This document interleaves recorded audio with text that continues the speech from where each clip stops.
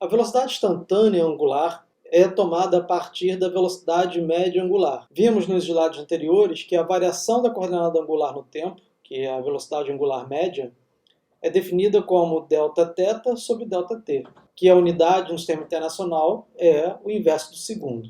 A velocidade angular instantânea, que eu vou chamar apenas de velocidade angular, é obtida deixando um intervalo de tempo durante o qual a variação da coordenada angular é medida aproximar-se de zero, isto é, o limite.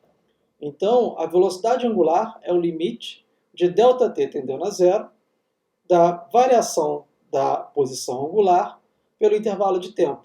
Isto nada mais é do que a derivada da coordenada angular em relação ao tempo.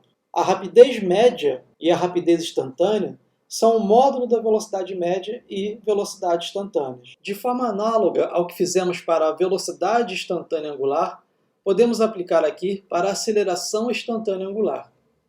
A variação da velocidade angular no tempo, que é a aceleração angular, é definida como a variação da velocidade angular média por unidade de tempo.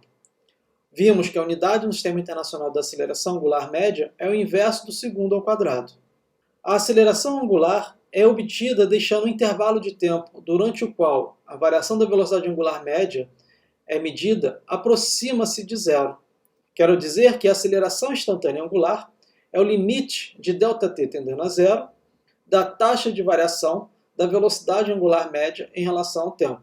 Isto é a mesma coisa que calcular a derivada da velocidade instantânea angular em relação ao tempo. A aceleração média e a aceleração instantânea angulares são o módulo da aceleração média e aceleração instantâneas angulares. Não sei se ficou claro para você, mas é possível fazer um paralelo entre as grandezas de rotação e as grandezas de translação. Aprendemos nessa aula 11 que a velocidade angular, que representamos pela letra ω, é nada mais do que a derivada da posição angular ou coordenada angular em relação ao tempo, que possui unidade do sistema internacional de 1 sobre segundo. E definimos também a aceleração angular, que representamos pela letra grega α. Se a velocidade angular varia no tempo, então a aceleração angular é a derivada da velocidade angular em relação ao tempo, cuja unidade no sistema internacional é 1 sobre segundo ao quadrado. Veja que é possível fazer um paralelo, uma analogia com as mesmas grandezas do movimento de translação. Na cinemática de translação, tínhamos que a velocidade instantânea é a derivada da posição em relação ao tempo, cuja unidade é o metro por segundo.